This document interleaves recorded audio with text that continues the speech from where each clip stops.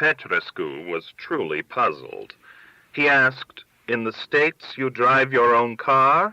"Of course, everybody does," Bech said, and then worried that he had hurt the feelings of this socialist who must submit to the aristocratic discomfort of being driven. For the remainder of the trip, he held silent about the driver.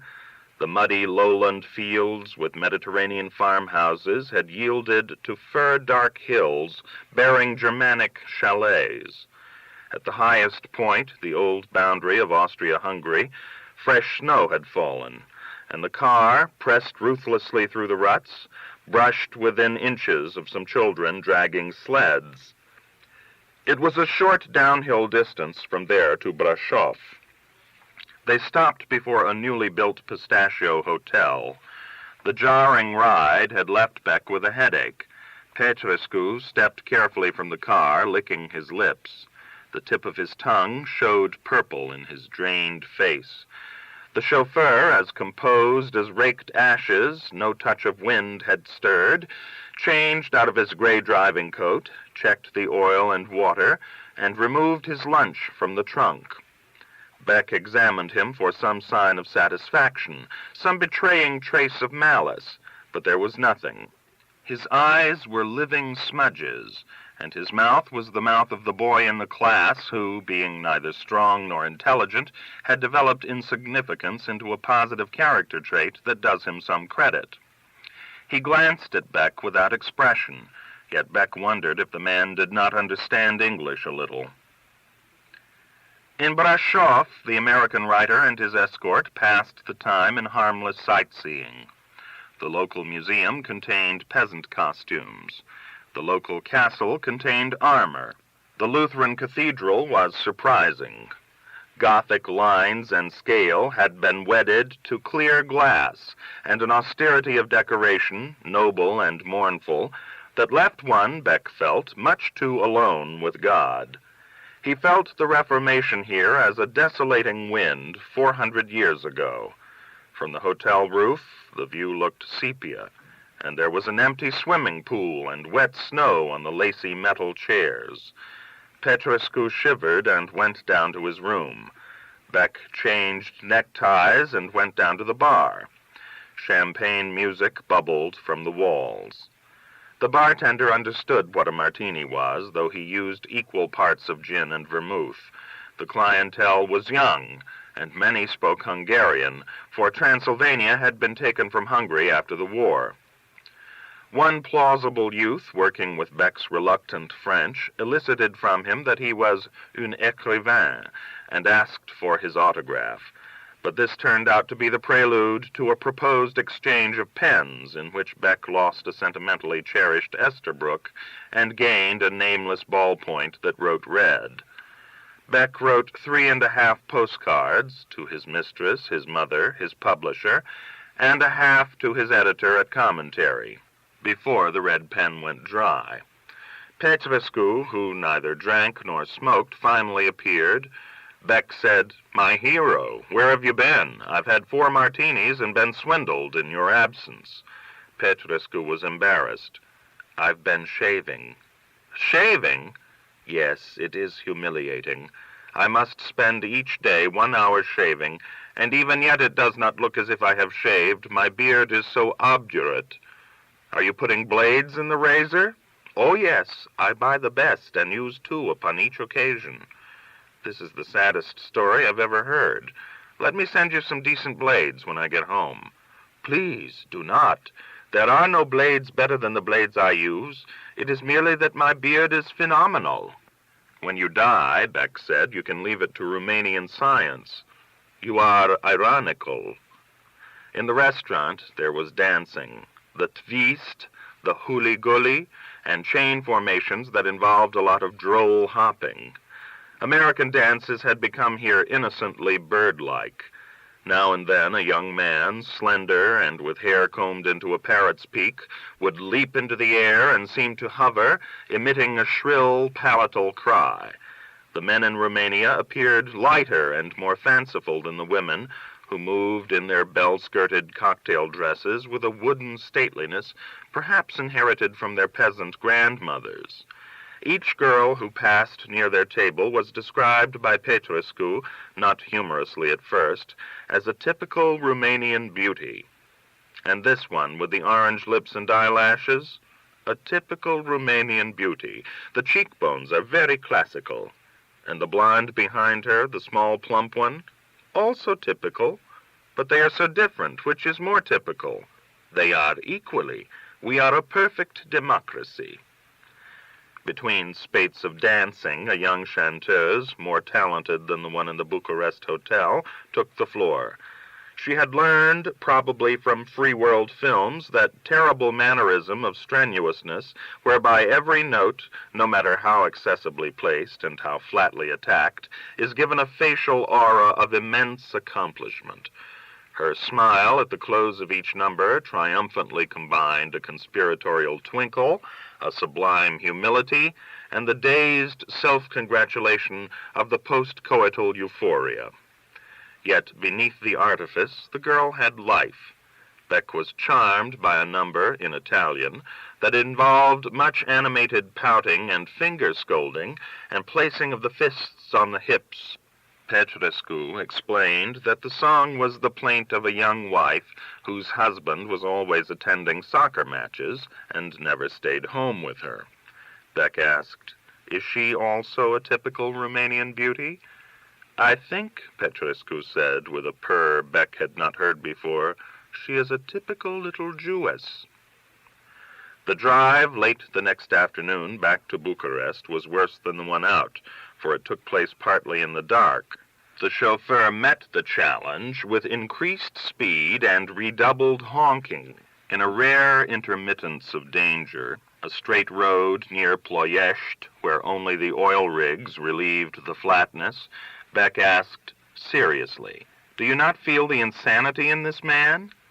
5 minutes before, the driver had turned to the back seat and, showing even gray teeth in a tight tick of a smile, had remarked about a dog lying dead beside the road. Bech suspected that most of the remark had not been translated. Petrescu said, crossing his legs in the effete and weary way that had begun to exasperate Bech, "No, he is a good man, an extremely kind man, who takes his work too seriously. In that he is like the beautiful Jewess whom you so much admired." "In my country," Bech said, "Jewess is a kind of fighting word. Here," Petrescu said, "it is merely descriptive. Let us talk about Herman Melville. Is it possible to you that Pierre is a yet greater work than the White Whale?" "No, I think it is yet not so great, possibly." "You are ironical about my English. Please excuse it. Being prone to motion sickness has discollected my thoughts." "Our driver would discollect anybody's thoughts. Is it possible that he is the late Adolf Hitler, kept alive by Count Dracula?" "I think not. Our people's uprising in 1944 fortunately exterminated the fascists." "That is fortunate. Have you ever read, speaking of Melville, Omu?" Melville, it happened, was Bech's favorite American author, in whom he felt united the strengths that were later to go the separate ways of Dreiser and James. Throughout dinner, back at the hotel, he lectured Petrescu about him. No one, Bech said, he had ordered a full bottle of white Romanian wine, and his tongue felt agile as a butterfly, more courageously faced our native terror. He went for it right between its wide-set little pig eyes, and it shattered his genius like a lance. He poured himself more wine. The hotel chanteuse, who Bech now noticed had buck teeth as well as gawky legs, stalked to their table, untangled her feet from the microphone wire, and favored them with a French version of Some Enchanted Evening. "You do not consider," Petrescu said, "that Hawthorne also went between the eyes, and the laconic Ambrose Bierce?" "Quelque soir enchanté," the girl sang, her eyes and teeth and earrings glittering like the facets of a chandelier. "Hawthorne blinked," Bech pronounced, and Bierce squinted. "Vous verrez l'étranger." "I worry about you, Petrescu," Bech continued. "Don't you ever have to go home? Isn't there a Frau Petrescu, Madame, or whatever, a typical Romanian? Never mind. Abruptly, he felt steeply lonely. In bed, when his room had stopped the gentle swaying motion with which it had greeted his entrance, he remembered the driver, and the man's neatly combed death-gray face seemed the face of everything foul, stale, stupid, and uncontrollable in the world. He had seen that tight tick of a smile before. Where? He remembered. West 86th Street, coming back from Riverside Park, a childhood playmate with whom he always argued, and was always right and always lost. Their ugliest quarrel had concerned comic strips, whether or not the artist, Segar, say, who drew Popeye, or Harold Gray of Little Orphan Annie, whether or not the artist, in duplicating the faces from panel to panel, day after day, traced them. Bech had maintained, obviously not. The other boy had insisted that some mechanical process was used. Bech tried to explain that it was not such a difficult feat, that just as one's handwriting is always the same. The other boy, his face clouding, said it wasn't possible.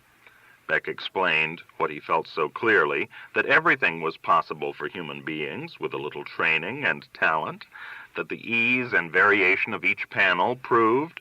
The other face had become totally closed, with a density quite inhuman as it steadily shook, "No, no, no!" And Bech, becoming frightened and furious, tried to behead the other boy with his fists. And the boy in turn pinned him and pressed his face into the bitter grits of pebble and glass that coated the cement passageway between two apartment buildings. These unswept jagged bits, a kind of city topsoil, had enlarged under his eyes, and this experience, the magnification amidst pain of those negligible mineral flecks, had formed perhaps a vision. At any rate, it seemed to Bech, as he skidded into sleep, that his artistic gifts had been squandered in the attempt to recapture that moment of stinging precision. The next day was his last full day in Romania. Petrescu took him to an art museum where, amid many ethnic posters posing as paintings, a few sketches and sculpted heads by the young Brancusi smelled like saints' bones. The two men went on to the 20 Years Industrial exhibit and admired rows of brightly painted machinery, gaudy counters in some large international game. They visited shops, and everywhere Bech felt a desiccated, pinkish elegance groping out of eclipse through the murky hardware of Sovietism, toward a rebirth of style. Yet there had been a tough and heroic naivete in Russia that he missed here, where something shrugging and defeat seemed to leave room for a vein of energetic evil. In the evening they went to Patima de Sub-Ulmi. The driver, bringing them to the very door of the theater, pressed his car forward through bodies, up an arc of driveway crowded with pedestrians. The people caught in the headlights were astonished. Bech slammed his foot on a phantom brake, and Petrescu grunted and strained backward in his seat. The driver continually tapped his horn, a demented, persistent muttering, and slowly the crowd gave way around the car. Bech and Petrescu stepped at the door into the humid atmosphere of a riot. As the chauffeur, his childish, small-nosed profile intent, pressed his car back through the crowd to the street, fists thumped on the fenders. Safe in the theater lobby, Petrescu took off his sunglasses to wipe his face. His eyes were a tender, bulging blue with jaundiced whites. A scholar's tremor pulsed in his left lower lid. "You know," he confided to Bech, "that man our driver? Not all is well with him." "Could be," Bech said.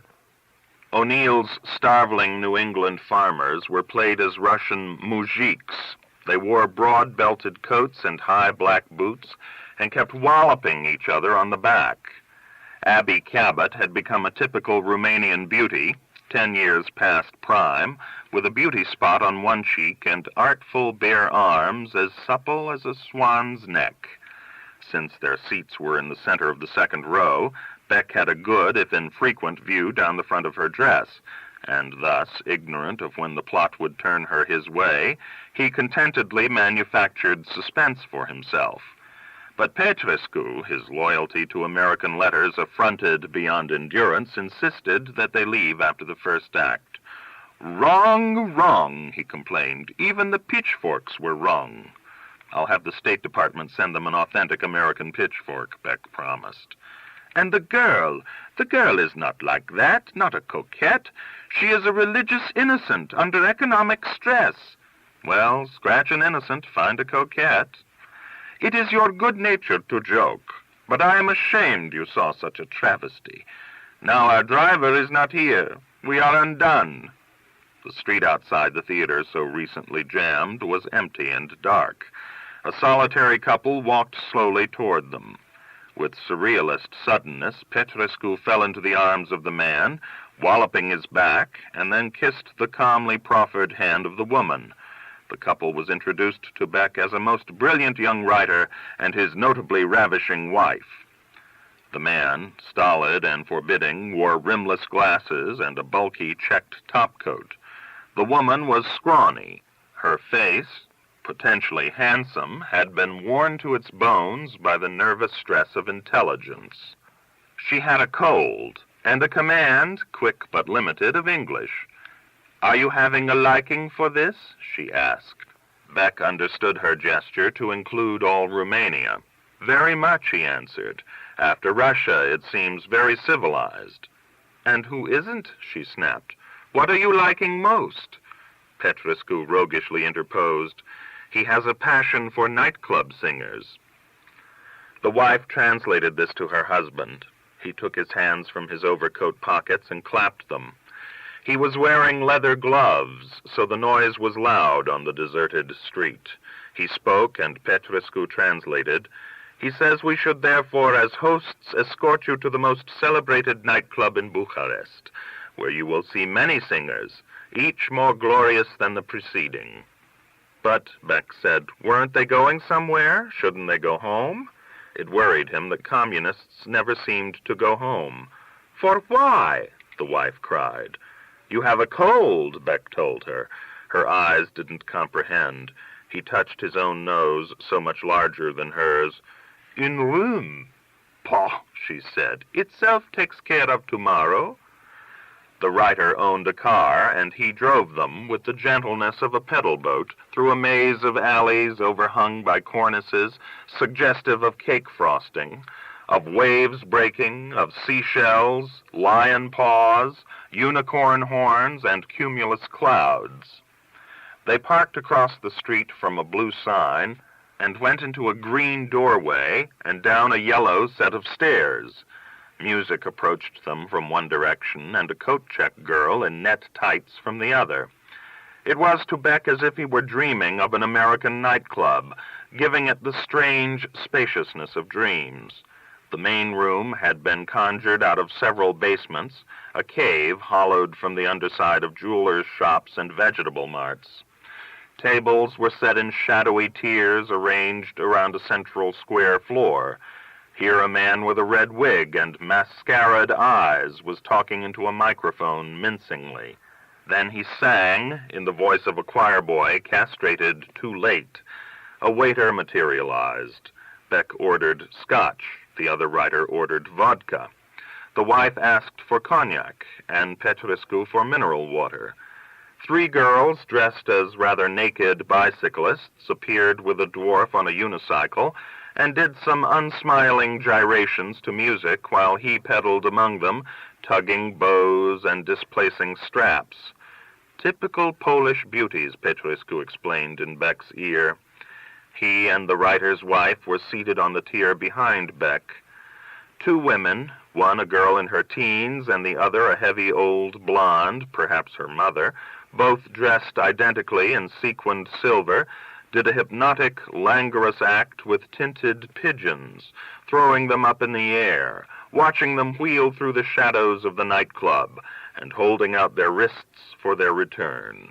They juggled with the pigeons, passed them between their legs, and for a climax, the elderly blonde fed an aquamarine pigeon with seeds held in her mouth and fetched one by one onto her lips. "Checks," Petrescu explained. The master of ceremonies reappeared in a blue wig and a toreador's jacket, and did a comic act with the dwarf who had been fitted with papier-mâché horns. An East German girl, flaxen-haired and apple-cheeked, with the smooth, columnar legs of the very young, came to the microphone dressed in a minimal parody of a cowgirl outfit and sang in English, "Dip in the Hot of Texas," and "Allo Cindy Lou, Goodbye Hot." She pulled guns from her hips and received much pro-American applause, but Bech was on his third scotch and needed his hands to hold cigarettes. The Romanian writer sat at the table beside him, a carafe of vodka at his elbow, staring stolidly at the floor show. He looked like the young Theodore Roosevelt, or perhaps McGeorge Bundy. His wife leaned forward and said in Bech's ear, "It's just like home, hey? Texas is ringing bells?" He decided she was being sarcastic. A fat man in a baggy maroon tuxedo set up a long table and kept 8 tin plates twirling on the ends of flexible sticks. Bech thought it was miraculous, but the man was booed. A touching, black-haired girl from Bulgaria hesitantly sang 3 atonal folk songs into a chastened silence. 3 women behind Bech began to chatter hissingly.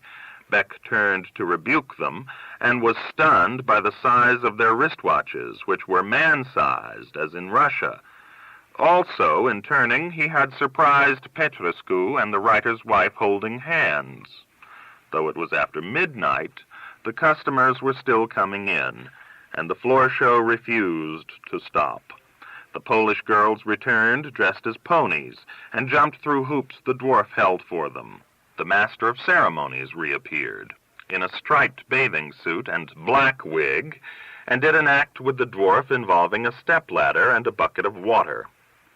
A black dancer from Ghana twirled firebrands in the dark while slapping the floor with her bare feet. 4 Latvian tumblers performed on a trampoline and a seesaw. The Czech mother and daughter came back in different costumes, spangled gold, but performed the identical act, the pigeons whirring, circling, returning, eating from the mother's lips. Then 5 Chinese girls from Outer Mongolia. "My God," Bech said, "isn't this ever going to be over? Don't you communists ever get tired of having fun?" The writer's wife told him, "For your money, you really gets." Petrescu and she conferred and decided it was time to go. One of the big wristwatches behind Bech said 2 o'clock. In leaving, they had to pass around the Chinese girls, who, each clad in a snug beige bikini, were concealing and revealing their bodies amid a weave of rippling colored flags. One of the girls glanced sideways at Bech, and he blew her a pert kiss as if from a train window. Their yellow bodies looked fragile to him. He felt that their bones, like the bones of birds, had evolved hollow to save weight. At the mouth of the cave, the effeminate master of ceremonies, wearing a parrot headdress, was conferring with the hat-check girl. His intent was plainly heterosexual. Bech's head reeled at such duplicity. Though they added the weight of his coat to him, he rose like a balloon up the yellow stairs, bumped out through the green door, and stood beneath the street lamp inhaling volumes of the blue Romanian night. He felt duty-bound to confront the other writer. They stood, the 2 of them on the cobbled pavement, as if on opposite sides of a transparent wall, one side of which was lacquered with scotch and the other with vodka. The other's rimless glasses were misted, and the resemblance to Teddy Roosevelt had been dissipated. Bech asked him, "What do you write about?" The wife, patting her nose with a handkerchief and struggling not to cough, translated the question, and the answer, which was brief. "Peasants," she told Bech. "He wants to know, what do you write about?" Bech spoke to him directly. "La bourgeoisie," he said, and that completed the cultural exchange. Gently bumping and rocking, the writer's car took Bech back to his hotel, where he fell into the deep, unapologetic sleep of the sated. The plane to Sofia left Bucharest the next morning. Petrescu and the ashen-faced chauffeur came into the tall fin de siècle dining room for Bech while he was still eating breakfast. Jus d'orange, des croissants avec du beurre, and une omelette au fine herbe. Petrescu explained that the driver had gone back to the theater and waited until the ushers and the managers left after midnight. But the driver did not seem resentful and gave Bech, in the sallow morning light, a fractional smile, a risus sardonicus, in which his eyes did not participate. On the way to the airport, he scattered a flock of chickens an old woman was coaxing across the road, and forced a military transport truck onto the shoulder, while its load of soldiers gestured and jeered. Bech's stomach groveled, bathing the fine herbs of his breakfast in acid. The ceaseless tapping of the horn seemed annoying on all of his nerve ends. Petrescu made a fastidious mouth and sighed through his nostrils. "I regret," he said, "that we did not make more occasion to discuss your exciting contemporaries." "I never read them. They're too exciting," Bech said, as a line of uniformed school children was narrowly missed, and a field worker with a wheelbarrow shuffled to safety, spilling potatoes. The day was overcast above the loamy, sunken fields, and the roadside trees in their skirts of white paint. "Why," he asked, not having meant to be rude, "are all these tree trunks painted?" "So they are," Petrescu said. "I have not noticed this before in all my years. Presumably it is a measure to defeat the insects." The driver spoke in Romanian, and Petrescu told Bech, "He says it is for the car headlights at night. Always he is thinking about his job." At the airport, all the Americans were there who had tried to meet Bech 4 days ago. Petrescu immediately delivered to Phillips, like a bribe, the name of the writer they had met last night, and Phillips said to Bech, "You spent the evening with him? That's fabulous. He's the top of the list, man. We've never laid a finger on him before. He's been inaccessible." "Stocky guy with glasses?" Bech asked, shielding his eyes. Phillips was so pleased it was like a bright light too early in the day. "That's the boy. For our money, he's the hottest red writer this side of Solzhenitsyn. He's way out. Stream of consciousness. No punctuation. Everything. There's even some sex." "You might say he's red hot," Bech said. "Huh? Yeah, that's good. Seriously, what did he say to you?" "He said he'll defect to the West as soon as his shirts come back from the laundry." "And we went," Petrescu said, "to La Caverne Bleue." "Say," Phillips said, "you really went underground." "I think of myself," Bech said modestly, "as a sort of low-flying U-2. "All kidding aside, Henry," and here Phillips took Bech by the arms and squeezed, "it sounds as if you've done a sensational job for us. Sensational. Thanks, friend." Bech hugged everyone in parting. Phillips, the chargé d'affaires, the junior chargé d'affaires, the ambassador's 12-year-old nephew, who was taking archery lessons near the airport and had to be dropped off. Bech saved Petrescu for last and walloped his back, for the man had led him to remember what he was tempted to forget in America, that reading can be the best part of a man's life. "I'll send you razor blades," he promised, for in the embrace Petrescu's beard had scratched. "No, I already buy the best. Send me books, any books." The plane was roaring to go, and only when safely or fatally sealed inside did Bech remember the chauffeur. In the flurry of formalities and baggage handling, there had been no goodbye.